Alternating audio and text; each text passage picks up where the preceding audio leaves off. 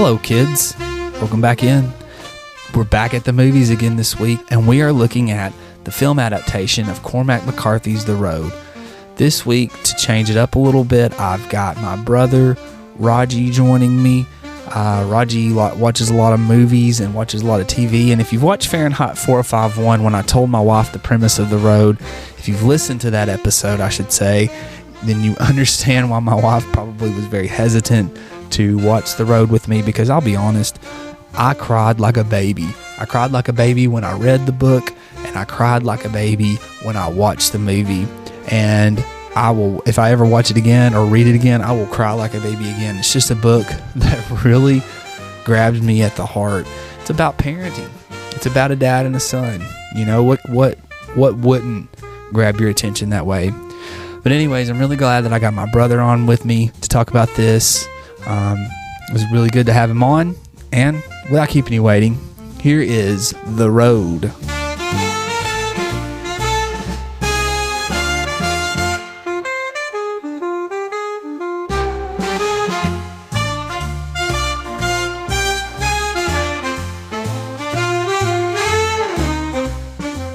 took some notes. Oh, you did? Wow, look at those. You took a lot of notes. Yeah, I didn't like it. You didn't like it? Oh, I loved it.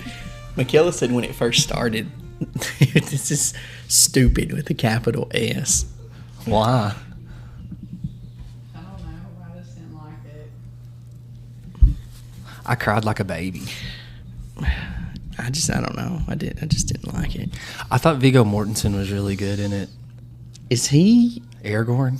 No. Well, yeah, I Yes, guess he is. he is, yeah. I kept thinking he was Walking Dead guy. What's his name? Oh. Yeah, I don't know that guy's name. At first, I thought it was the Walking Dead guy. Then I thought it was the guy from Strange Wilderness. Steve Zahn. Yeah. I guess they kind of do look alike.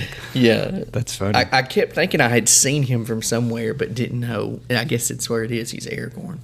I thought he was really good in it. And then Robert Duvall is the old man, which Crockett had told me that, but I didn't really know which one he was going to be. Excuse me. But I thought he was really good too. That scene was really good. Yeah, but again, like, I just don't understand. It was a 10-minute scene, Yeah. and then he's gone. Mm-hmm. And it didn't make any sense to me. Well, I think it's in the movie they made it really look like that the dad is really kind of going deeper and deeper into this almost animalistic, I felt like, mindset of just protecting my son. You know, he had that. I think he had at the beginning this plan to make sure that he passed on survival skills, I guess, to his son. But I think, you know, even that goes into when he left that man naked at that part. I think he was just getting like farther and farther away from what he was really trying to do. Well, it's like paranoia. You know, when they're in the That bunker. the bunker, yeah, and he hears the dogs. Oh, yeah. And he's like, we got to go. Yeah. You know, and then they get up there and there's nobody there. Yeah. It's like they just passed through. So why would you not just, stay? But Well, that's something Crockett and I talk about on the podcast is I told him if that were me and my son, I think I would have stayed there as long as I possibly could and kind of been prepared to fight a little bit. What about you? well, yeah, I mean, that's my first thoughts was like, okay, they need to pack this stuff up and leave because clearly this is someone like, someone's here. Yeah. Like, so I would think, they need to pack it up and leave. But then as they stayed a few days and there was no one around, then at that point I was like, okay, I would probably stay. And then that's when they left. Yeah. I know when I read it in the book, when they got there, I didn't want that scene to end.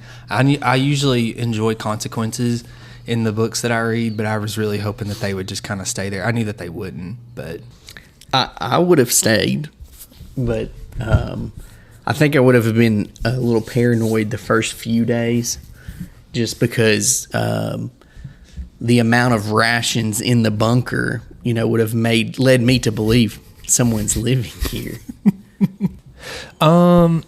in the book, the Coca-Cola that he gets, they find that actually in that bunker. Okay. So the dad drinks the whiskey in the book while the son's drinking the Coca-Cola. Yeah.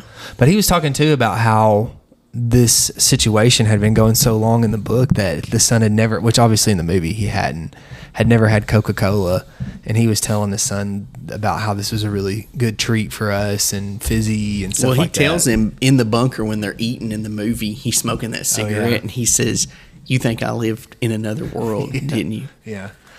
I wish I knew the age of the son whenever the event happened. Because I don't know. I mean, well, I didn't, I guess, I mean, it's been a long time since I read the book, but it was really impactful and it's really stuck with me. But that's a detail that I don't remember I don't remember the son being born post-event. Does that make sense? Well, I mean, he was, when it first happened, the first fire, that she was pregnant.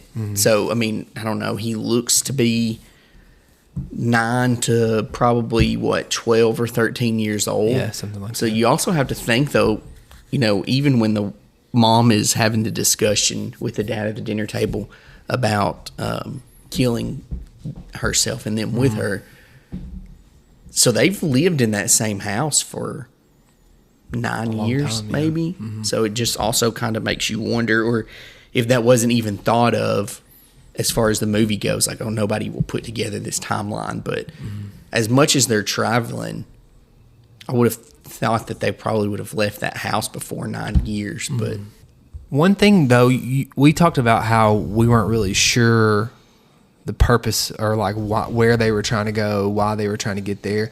I do think that that's what they were trying to show with that one scene where she's asleep in the car and they're on the shore there, you know, because I don't know if that's the exact spot that they wound up, but it kind of made me think that that's where they were at. So I didn't know if that was like a place for him, because, you know, we talked about a place with good memories, might be warmer, things like that.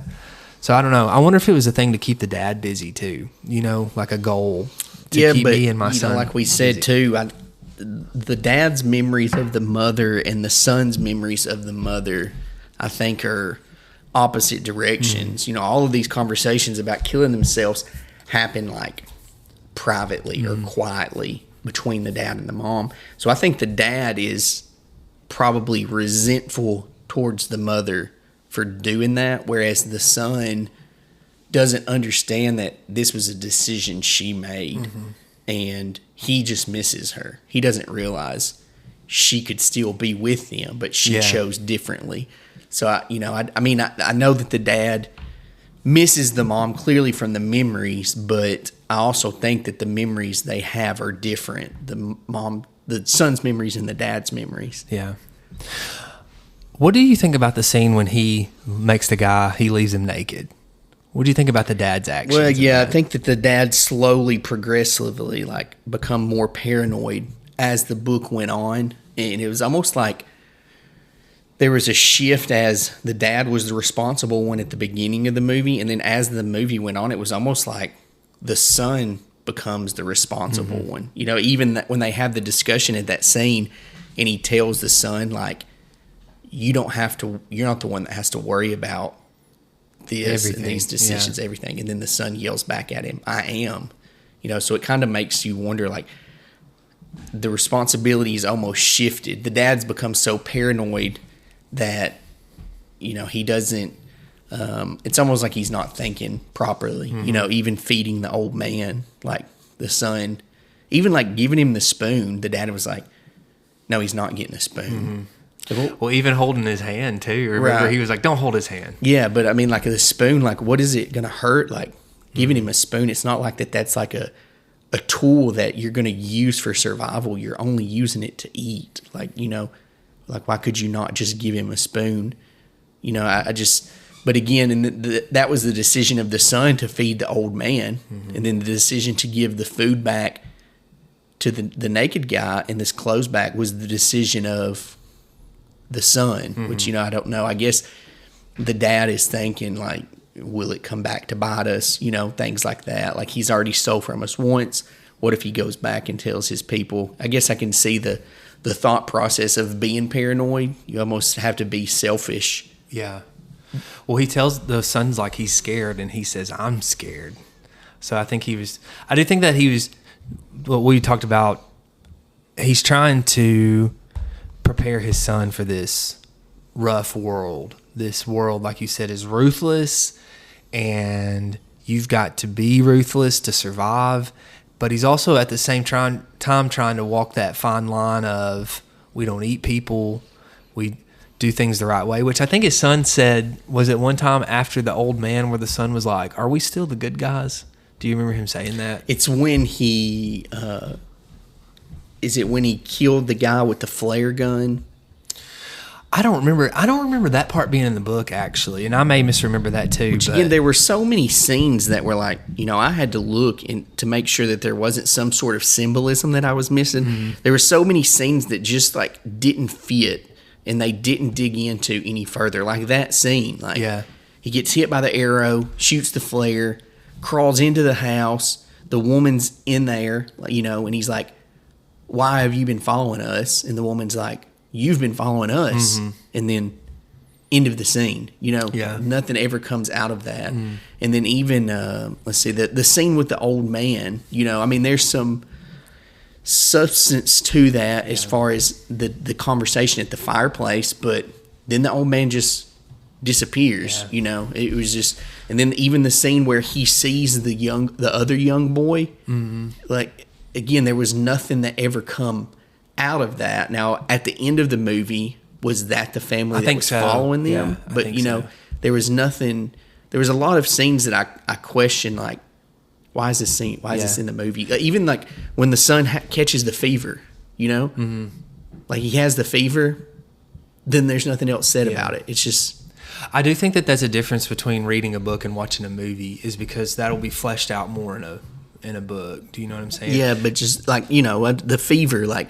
I thought, okay, well, he's gonna battle this fever. Mm-hmm. It's gonna come to a point to where the dad realizes I'm about to lose my son. But nothing. I mean, literally the next day, the son, he's fine. It's just, I don't know. There was. Well, I think in the book they have to stop for a few days, and the dad has to leave the son to go get like supplies and stuff because he's so sick. And I want to think that a cannibal train comes through, and. Which I meant to tell you this. I'm glad I. Do you remember? Do you remember on Fortnite when those buses would come through and that always? I never said that to you guys because I knew you wouldn't know what I was talking about. But those buses always reminded me of those cannibal guys coming through. Yeah, I could see that. But I just another scene is when the cannibals capture the daughter and the mom, then that immediately leads into the earthquake. And then the earthquake kind of overshadows.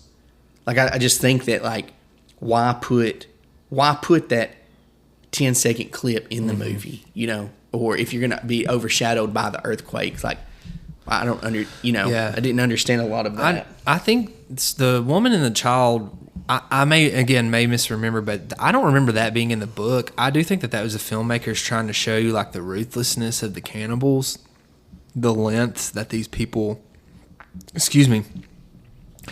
were going to make sure that they survived. Also, I guess how dangerous it is to be on the road, even though that happened off the road. I don't remember the flare gun scene being. I do remember him getting the flare gun from the boat in the book, but I don't remember him shooting anyone with it. But you're talking about I do remember the scene where they see the child, and that was part of it. And that family, there's a lot of times towards the end of the book where they would turn around and look up on top of a hill, and you could see like that man, or there would be like a group there. It was the family. See, there's no allusion to that in the movie other than when he sees that boy and the dog when they're in the bunker and he hears the dog. That kind of at the end wrapped it up as like, okay, well, that was probably them. They had been following them for a while, and I don't remember if the man at the end of the movie, I know we just watched this last night, but I can't remember if he told him we've been following you, but they had been following them for quite some time. The woman did. But then, that also, I kind of looked, for explanation of the movie to see if I was missing some sort of symbolism, and someone had kind of said that you could view this as two separate endings. I took it as the boy lived with the family, mm-hmm.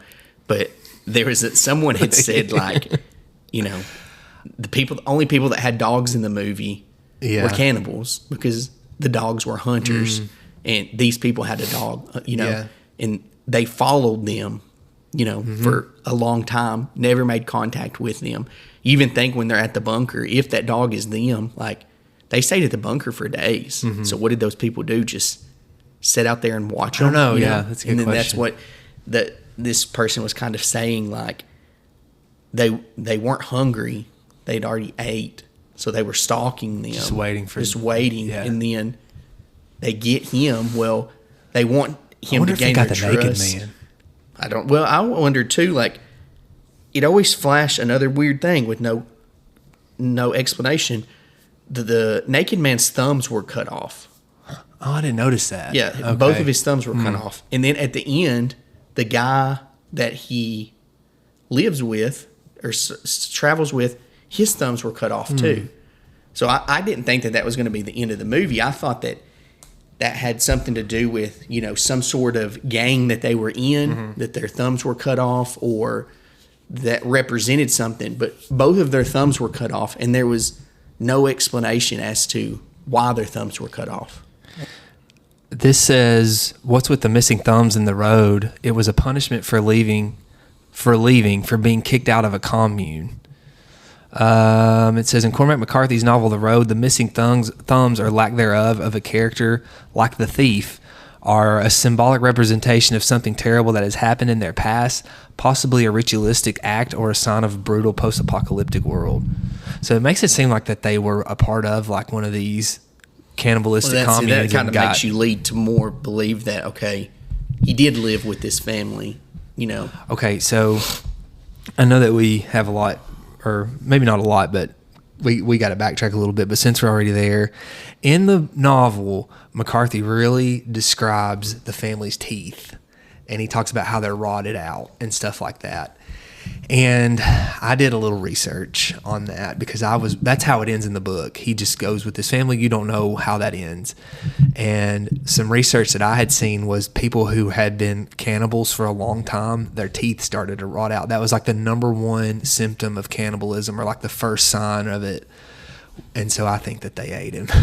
Well, that's what this guy on Reddit. That's what happened. The guy on Reddit said, like, the boy was eaten. Yeah, I think so too. That yeah. they weren't hungry. That's why they were stalking them. Yeah. And then they basically raised him till they were hungry, and then ate him. And if you ever read more of McCarthy's books, he's not one for a happy ending. There's a lot of them where the protagonist or someone you're cheering for will end up getting killed. We kind of had said on the prior recording, I had read that he wrote this book visualizing him and his son. He couldn't write the son's death into it because he visualized it as his son.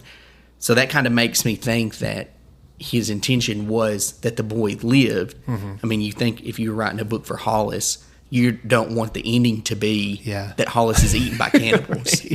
So I think that I would like to believe that the boy lived, with that family. I also read another one that said that man, it's a symbolism that is him grown, and he's looking back and he's letting his father know, like, I've made it. I could see that. Yeah, that's a way you would want to, right? Like he's wanting to let his father know, like, these survival skills that you've taught, like, I'm fine. Like, I have my own family now. Like, I've made it.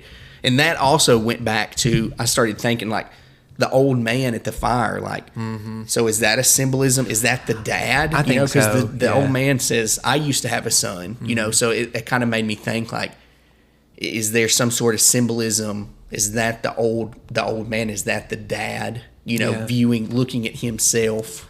I want to think that it's like a glimpse into the future, like you're saying, and also the conversation's a lot deeper in the novel with, like, the old man's kind of passing on wisdom, also to give you a glimpse of more into that world. There are people out there that are not all insidious and they're just trying to survive, and you've got this old man who's kind of like he almost was kind of like a wizard type figure, I feel like, passing on knowledge.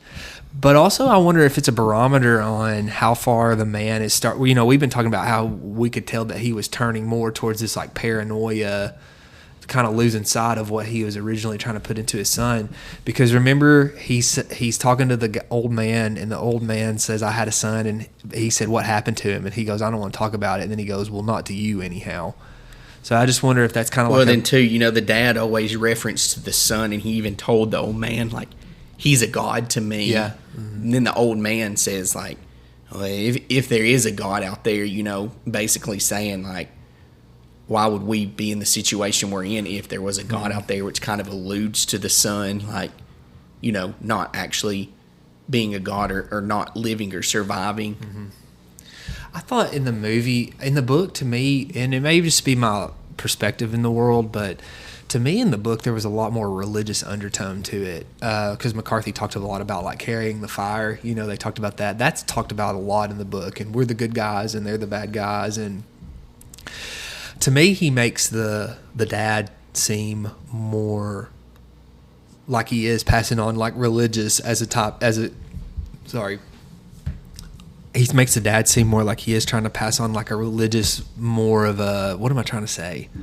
Like message, I guess, to the son. And in the movie, that wasn't really there. He was more kind of like I don't know what's going on. But. Well, when they're in their bunker and he's like, should we thank these people? And, the son puts his hands together and asks him like this, like he's asking the dad, like, is this how I pray? Yeah. Thank you, people. Thank you, people. What are some parts that you did like? You said overall you didn't like it. Well, the beginning, again, I like dystopia stuff, Hunger Games, different worlds, Walking Dead, things like that. And I don't know if it's from playing video games and like going through and looting, stuff like that. Like I've always liked the thought of a dystopian world, and always try to think like, well, what would I do? Where would I go if I lived in this? So I liked, I thought, okay, this movie's going to be pretty good. And, even at the beginning when they step over the money, they step over the jewelry basically to show like this doesn't mean anything anymore. Then he talks about not having a calendar, not knowing the day, the time, the year, the month. He kind of sets the scene as like, okay, this is going to be rowdy. And it was, but I don't know. I just, there was just a lot of, I guess I left the movie with more questions than I did answers. And I don't know if that's how the book is. I don't know if reading the book answers those questions, but I just feel like there was a lot of odd scenes that didn't make any sense. Like, well, this is a 15-second clip that it seems important, but nothing ever comes from it. Like the fever. Okay, this seems like this is an important part. Nothing comes from the fever. Seeing the boy, around the corner of the house, like, okay, that seems very important. But then they just run off and leave it. Well, I think that scene was to show, because the son and the man, they are always at odds, especially in the novel, about stuff like that. Like he sees that child and wants to help him, and he says no. And when they go and see the people in the floor, in the novel, the son is wanting to help those people, and he keeps telling him, like, you don't understand why these people are here. And there's a part in the novel where the son will not speak to the man for so long because something like that's happened, and the son has finally gotten fed up with him. And it takes him so long till finally he has some food and the son's hungry, and they start talking about the food. So I guess that's what I was saying. Like when you compare like the pacing of a movie to the pacing of a novel, there is a lot that's kind of left out there in the gray area because it's one of my favorite books, and I really was happy with the way the movie was done, honestly. It just, a lot of questions. What happened? How did the world get, or even do we even know, is this worldwide? Is this just America? Are they even in America? I mean, we assume that, but is this a made-up country? Like, we never know their destination. We never know their goal. Even like when the man gets sick, like, is he sick? Was that from an injury? Like in the movie, he just starts coughing up blood one morning, and that's it. Like, we never know. Like, is this a sickness? Has he injured his ribs or something? Is he punctured a lung? It never says any of that. You got to think in that society, society is really not a society, is it? In that world, I don't know. You were talking about how real it is. If something happened to where we had to live a dystopia type world, that is something. Well, I just think the realism, as far as when you're watching another dystopian movie like I Am Legend, like there's always a goal or a purpose, or there's always like this place out west or out east is a camp that is accepting survivors, things like that. Well, realistically, it's probably wouldn't be true. And they don't really have a destination or a goal. They're just living. Everything's been looted, so they can't stay in one place, because everything's been looted. So I think the realism of constantly being on the road is what was real to me. Like, okay, we're not going east because we heard a radio broadcast, But again, did we even get names? Do they even have names? In the book, that their name is the Man in the Sun. Yeah, that's it. It's just things like that, And then how did it start? We talked about that. Like, what caused this? The fires. We always see fires. Like, where are these fires coming from? Is it embers? Is it, is somebody set a fire and the earth is just so dry? It just, is these cannibals, are they setting the fire? We never know any of that. That's what I'm saying. I just feel like I left the movie with more questions about the world. Yeah, I guess. Okay. So I didn't have very many questions, especially when I read the book, because to me it was this is the message I got out of it, was that it was not just a father and son, but parent to child scenario. And we were talking about that, how we try to impart as much wisdom as we can to our kids. And I know that with mine, I do the best I can to try to, train them up. And mine are younger than yours. You're like on the doorstep of that, and we try to train them up. And when one day, so that to me was the goal, was that the son would be prepared for whenever the dad died. And that was the goal of ultimately. And so when the dad dies, that you had said previously about, well, why didn't he just shoot the son? Well, he was so worried about the consequences of that world. That he almost constantly had a gun to the kid's head. So now here he is to the point of, okay, he's going to have to live on his own. And now instead of shooting him, he tells him, like, you need to go find someone to live. After being so paranoid, even like the old man, like if he would have let the old man stay with him, he would have had someone to live with. But now instead of shooting the kid, he's like, go live. Do you think he'd had someone to live with or someone to take care of, though, if he had that old man? I mean, probably physically to take care of, but you think of the wisdom of the old man, how to do things. Because I don't know. I didn't get a deep feeling of, which I know the movie is clearly based off of a father and a child's relationship, but I didn't get this deep feeling of the movie being about fatherhood. Because really, what did he teach him in the movie?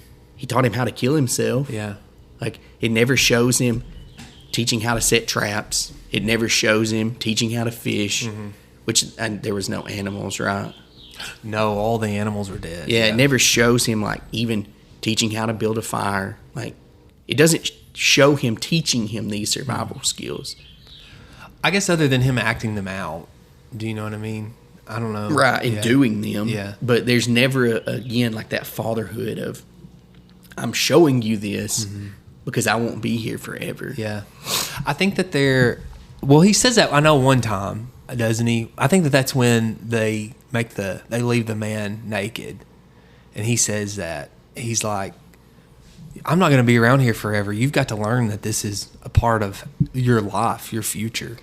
Right, but again, he's not teaching him a survivor skill. He's just teaching him that you can't trust these people, I think in the book, too, I know I said that earlier, but he says a lot about carrying the fire. We carry the fire. We have to carry the fire. And he talks about, I want to think that there's a scene where he talks about how it's easy to be a cannibal. Like, it's easy for them to do the wrong thing because that's the easiest way to survive. And he talks to the son about how it's more difficult to do what we're doing, but that's part of carrying the fire. Well, the cannibals almost seem to be the majority, Yeah.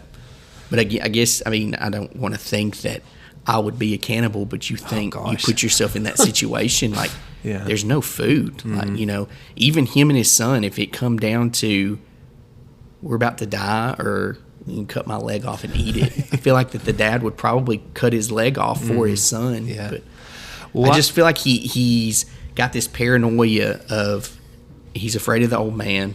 You know, even that scene around the fire, he pulls the gun out Oh, and no. sets it on the plate. It's like, you see You that, see that, don't you? He's afraid of the old man. You know, he's afraid of the thief, the naked guy. But then at the end, he's like, hey, you need to find somebody. Yeah. You know, I just feel like that's a contradiction. Like, I've taught you how to be afraid of everyone, but now you need to go find somebody. Yeah.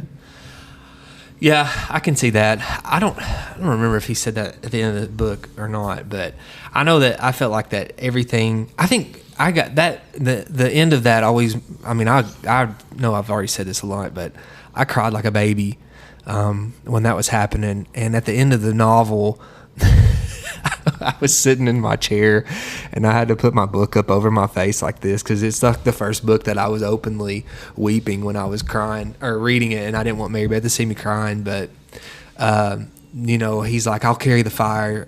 I know in the novel he says that. He's like, I'm going to carry the fire for you. You know, reading the Reddit, that's what it said, was that the book is almost unreadable at times. Yeah. And that was what it said, that the scene at the very end was very difficult to read, much worse than what the movie was. Well, when he leaves his dad to go get a blanket, and in the book, and that's where he runs into the people that has been following them, and he's like, can I please have a blanket? I got to go cover my dad up. He's like, I got to go make sure that he's warm, which is kind of like I don't know. He just keeps saying, I have to go do this. I have to go do that. You know, that also makes me think too that he did survive, that they weren't cannibals, because if the dad has just died, like, why would they not also eat the dad? That's You know, true. Unless they he's never like get diseased. asked to be taken back to him, you know. So Yeah. I think that Did you not think though the mom, the way she was talking to him, because she's like, "We're so glad to see you."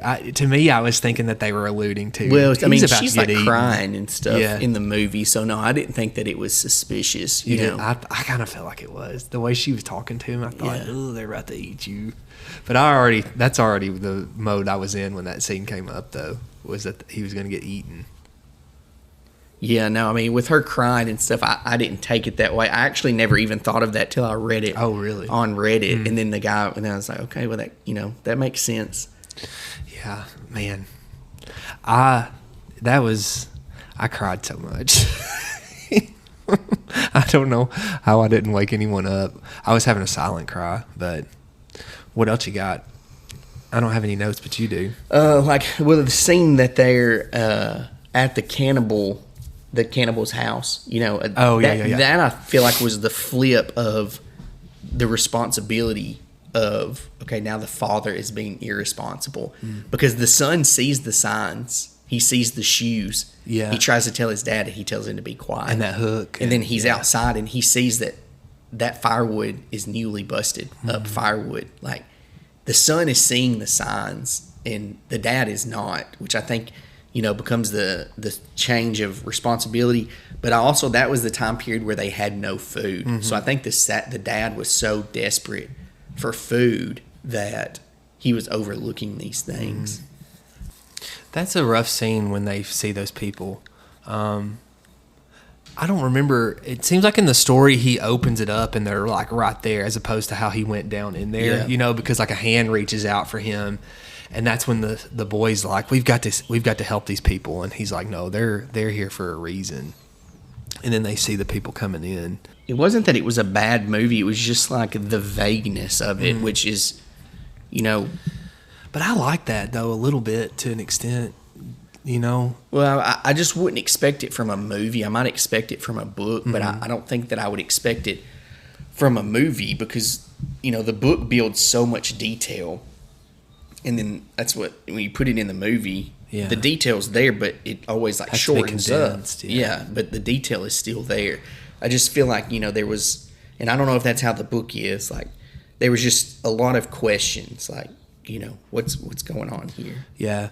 Well, as far as like world building, I guess there was questions as to, what event has happened. Was it a nuclear bomb? Was it a volcano? Was it a meteor? Most something dystopian like that. stuff, there's also a government. Like, Yeah. There's no sign of a government in this. Yeah.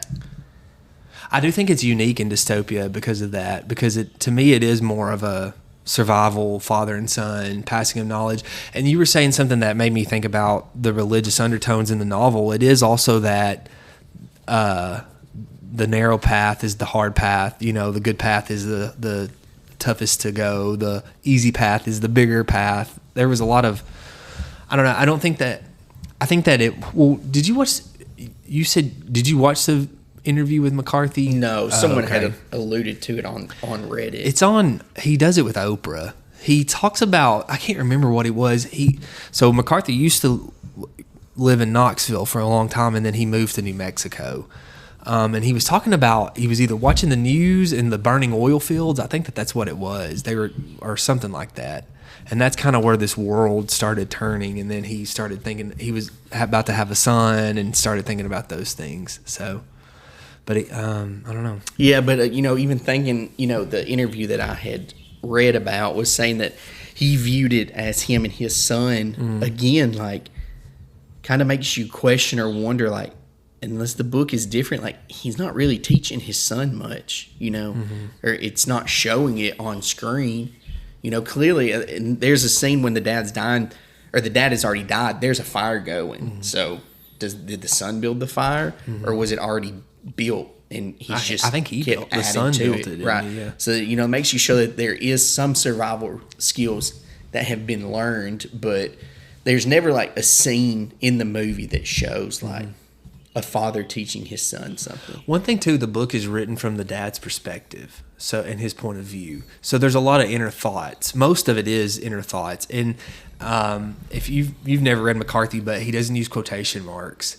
And so there's a lot of times where you're trying to figure out, is he talking to the son or is he thinking? Which in the novel I think is on purpose, because sometimes you think, oh, okay, he's thinking this out loud, or do you know what I mean? So you really get like this inner dialogue, this stream of consciousness from him. You get to see kind of his thinking and thought process behind all the things that he's done, which you can't really do that in a movie, Well, there was a narrator in the movie. Yeah. It was him. And those were lines from the book that he was narrating, yeah. I don't know. I was really happy with it. That was another thing was those lines, from the book seemed like deep lines. Oh, yeah. And I just didn't think that the movie was deep. It was, I don't know. And again, it's probably more realistic that there's not some sort of goal that they're pursuing, but they're just living. They're just surviving. I wanted there to be some sort of goal that they're trying to obtain. Okay, you can change the movie. What's their goal? I mean, so what I thought was going to happen was he wanted to get to the coast to try to sell to another country because this outbreak or whatever this was only in America. Mm-hmm. But then they get to the coast and it's just ice. That didn't happen. Mm-hmm. Yeah, that didn't. It was just dingy looking and trash everywhere. What would you have had different in the movie? I don't know. Maybe the son is captured by these cannibals, and now the dad's task is to find his son, or vice versa. The dad is captured. Now the son shows off the skills that he's learned from his father to track down, his dad and, find survival skills, fighting skills, or combat skills, tracking skills. I feel like that would at least, there's something there as far as, okay, I'm doing this, maybe a dialogue of somewhat where he's trying to do the fire, like, Dad always said to do it this way. Like, I'm going to do it this way. Like, this isn't working, this is how he said to do it. And then if at the end, he gets his dad, they leave, but he's so weak, then his dad passes away. Then his dad knows, like, I've raised him right. I just feel like that there was the dad telling him, like, you need to find someone to live with is that basically really bothered. the dad that really saying, bothered you. Yeah. The dad is saying, like, you can't survive on your own. Like, you need to go find someone to live with. Do you think, though, he's just saying, like, it'll be better to have a companion as opposed to just being alone? No, I think he doesn't think that the son... You don't think so? I don't think he thinks that the son has what it takes to survive by himself. He is concerned with him, I think. Yeah, but I think we always will be like that. You know, if it's a metaphor or an allegory to, like, for me, when my kids leave the house, go to college, become adults, I've got to trust that I've done the best I can and that they've taken that. But I'm sure that there's going to be times that I'm going to doubt some of the things that they're doing. You know. Yeah. And so you've got to just hope that I've put in all that I can. That's what I've always gotten out of it. I think that's why I cry so much at the end, is because he's just like, I get so emotional, is because the dad, I think, is just like, I've done all I can do, you know, and the son's like, you said you'd never leave me, and he's like, I'm sorry, you know, he's like truly apologetic. He's like, I'm sorry, I can't go any farther, you know, and I think the dad is just like, I've done all I can do. I've given you the fire, and now you have to carry this fire, and it's just, I don't know, it gets me right in the heart. Well, I mean, I think that the dad is done a good job of teaching him, like, this is how to live life. Like, we're the good guys.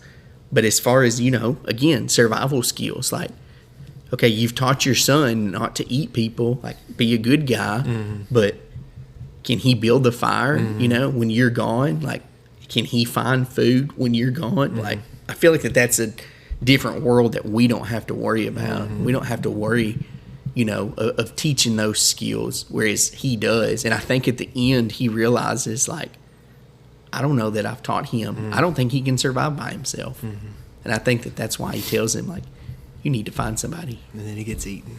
And I also think, you know, again, he sees the softness of the boy, because he tells him, like, you need to be careful of who you find, but you need to find somebody. That's a constant struggle, too, in the book, is just the son is very compassionate towards everyone that they come across, and he's wanting to help them. And the man is just, we can't do that.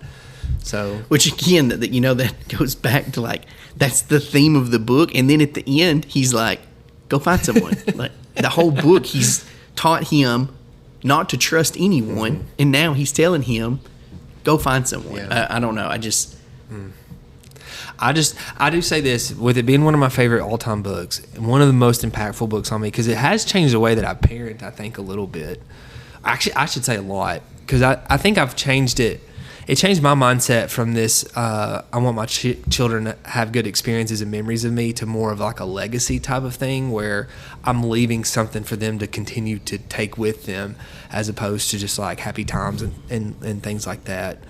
But I don't. Yeah, I mean, I see that, you know, talking about our dad. Like, I hooked the tiller up to the tractor yesterday to till the garden. You know, those are things that he has showed me. Cutting down trees, like, I know how to cut down a tree because of him. Changing the brakes on the car, changing the oil on the car, like, you know, these are things that he's taught. Working on the lawnmower, things like that. These are things that he's taught us that we can now use. And again, unless it's just not said, like, the dad doesn't do that in the book. He basically tells him, don't trust anyone. Like, that's what he teaches. That's his biggest lesson. I don't think I would have changed much of the movie, though. I think the cinematography, if I was directing it, would have been. I think Viggo Mortensen was awesome in it.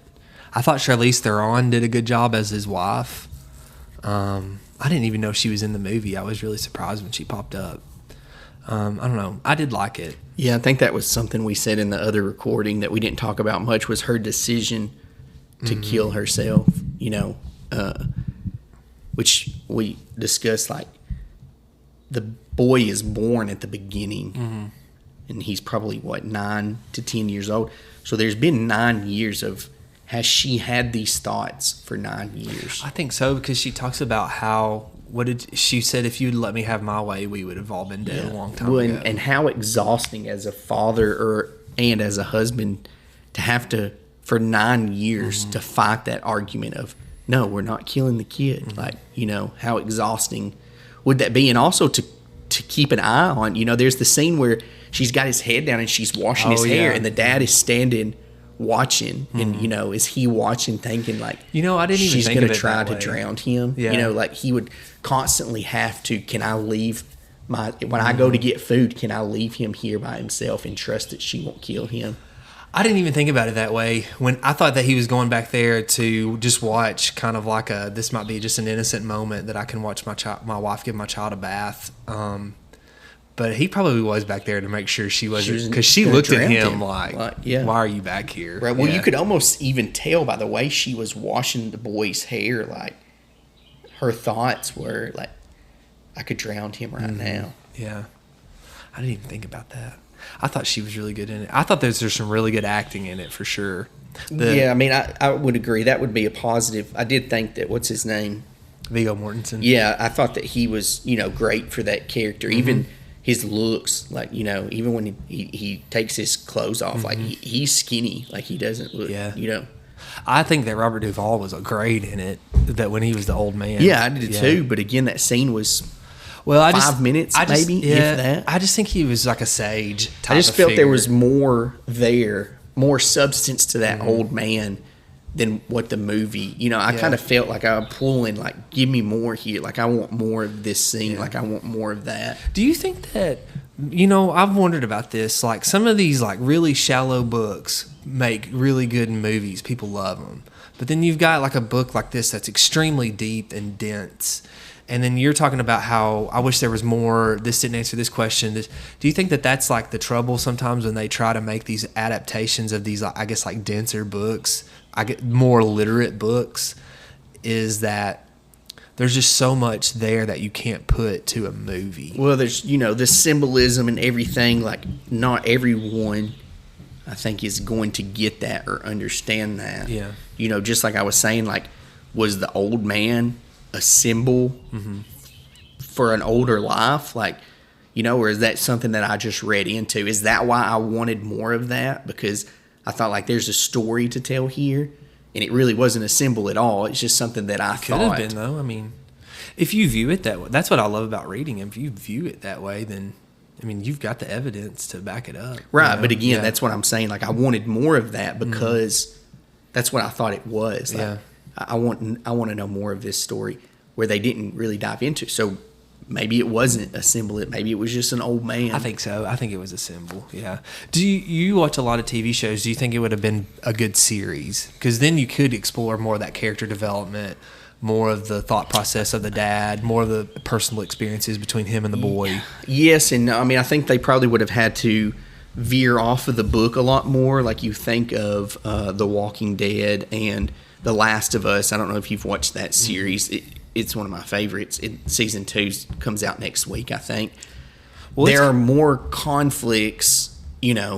There's conflicts of, it's with not a dad and a girl. It's a dad and daughter. It's just that random guy that. But she's a daughter figure for him. Right, yeah, right, so right. That's what I was going to say. Is that's kind of like the same type of themes right there, isn't it? Yeah, but there's the conflict between those two. Then there's the conflict of the gangs, and then there's also the conflict of the zombie type thing. There's more conflicts than we're running from cannibals. That's kind of what I guess too. What I didn't like about the movie is the villain, like, is just these cannibals, just like, evil. Avoid these cannibals, right? Which again, that could be a symbolism, like these cannibals symbolizing evil. Instead of to be a maybe that's why I didn't like the movie, because there was only like one conflict, like, other than the surviving, like, we're trying to avoid these cannibals. Do you think you would ever pick the book up? I don't think I would after watching the movie. Yeah. I just don't think that I don't think that after talking to you, like, it doesn't sound like the book answers a lot of these questions. Well, I guess, like, not the world building ones. That sounds like, to me, your biggest questions is like, why are we here? Where are we going? Well, even like I said, like the dad being sick, which I don't know, the book might answer that. Like, is the dad sick? Like, is this an injury? Like, what's their names? Like. Yeah. I think in the book he just starts to get a fever and he knows it's coming and he's trying to get as far south as he can. Like, he knows he's about to die. Yeah. And he's trying to get as far south as he can. That's another thing. Yeah. Like, what's the goal? Like, where are we headed? The things like that. But I also think too, I do think that there's like more that's left unsaid, which I like that though. Do you know what I'm saying? I like that when there's, and that's McCarthy style though. There's a lot of you've got to read into it, and you've got to kind of really go slow with it. Yeah, Make which sure that I you're- don't think that those make good. That's what I was saying. I just movies. wonder if, these cheap thrillers, which I like cheap thrillers, but these cheap thrillers or these video games, because, you're fast paced and stuff like that, if they make for better movies because you don't have time like you would in a novel like McCarthy writes to really explore character development and deeper themes and stuff like that. If you can capture all of that, because that's what I was going to ask you. Do you think that if there would have been a more open dialogue from the dad's thought processes, would that have maybe explained more? Yeah, I think so. Because then he's explaining maybe why they're going south. Like, I wonder if they he's could've- talking about, I let him build the fire tonight. He Because he does explain in the book why they're going south. I mean, I think he knows it's a hopeless cause. I think he's just trying to keep them busy. Why would we just stay here? I think that they're up in Pennsylvania is really where they start, and come down Appalachia. They go down through Tennessee into Georgia, and then I thought that they went down into Florida. But I guess maybe they did go to the Carolinas, like South Carolina. Well, I think he like makes that. the comment when they stop at the first coast, like, we'll go further south. Yeah. So I think that they probably, looking at the map, were in the Carolinas, but then had decided, because then they do go, when he passes away, they're at another beach. Yeah. I wonder in the movie, that would have been an easy decision for them to make, though, is like him writing in a journal, and like there's like a monologue of him writing in the journal, like, we did this today because of this, and I wonder about this with my son and stuff like that. Right. Because there's a lot of times where they're in the story, like I said, there's a constant struggle between I'm compassionate and this is not how the real world is, and the dad talks or has those inner thoughts, like he just doesn't understand, like, I'm trying to prepare him for the harshness of this world. I'm trying to prepare him how to survive, because he's afraid that this is going to go back to what you've been talking about, but he's afraid that the first person that the boy's going to come across, he's going to be like, yeah, let me help you, and then he's going to be eaten. Which basically is what he did. That was another thing too. Like, they haven't seen anybody in days, and Dad passes away. He walks straight out to the beach, turns to the right. There's somebody. Yeah, but they've been stalking. I think he's been eaten. Yeah. Well, again, and I think I don't remember if it was this recording, the second recording, where I had read that man represents the son. That this is McCarthy's way of showing, like, for him to show the dad. I like, could see that. Yeah. I've made it. Like, I survived. Like, what you've taught me. All right. Would you buy this on Amazon, rent this on Amazon, watch it for free on Peacock, or avoid it? Watch it for free. Which one would you do, though, if going back Again? like if you had to, if you said, which one is this worthy of? Would I recommend someone to watch this? No, I would not. You wouldn't? Not at all? You would say avoid? To be honest with you, if it wasn't for the podcast, I would have quit watching. Oh, okay. After the scene of the old man, which I watched it late last night, like, I was falling asleep. Oh, okay. And I pushed pause after the scene of the old man. I was like, I got 40 minutes left. And I could have turned it off then. If it wasn't doing the podcast, I don't know that I would have even finished the movie. Which I gave it, a shot at the beginning. I was like, okay, dystopia, I like this. Like, I like how they set up the world. Like I've said, stepping over the cash, the jewelry, like, that clearly showed, like, these things mean nothing now. Yeah. I like how it was set up, but I don't know. It left me with more questions than I guess it did answers. I think I would recommend someone to rent it, especially a movie person. I think that if it was back when I was buying Blu-rays, I would have bought it on Blu-ray. I don't know if that helps my rating system for these or not.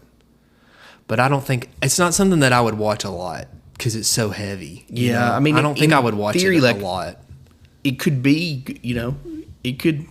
I like the storyline, but I think I just wanted more, like, more conflict, more, I don't know, villains, more. I just think I wanted more to it. Even I almost feel like that there are no animals. Like, that's almost kind of a cop out, in saying, like, okay, like, we're gonna make it even harder for them to survive, like, and there was no explanation for that. Why was there no animals? But I don't know. Have you seen No Country for Old Men? Have you ever watched that? Oh, that's another McCarthy novel. But man, that's really good. That's another deep one too. So, this is where I give my fake Patreon list. Do you have anybody you want to give some names out to? I don't know anybody other than Dalton that watched. Okay, shout out to Dalton Bay. Yeah. Shout out again to Josh Haston, Alice Haston. Shout out to Aaron Sullins. We both worked with Aaron, so hello, Aaron. Shout out to who else? There's someone that I wanted to shout out that I hadn't gotten. I think Dalton was it. Shout out to Dalton Bay. Thanks for listening to us. One day you're going to get on here. I feel like I need to say something to Dalton specifically. He goes, I really like your show because I can listen to it with my kids. Maybe not this one. Yeah, I know.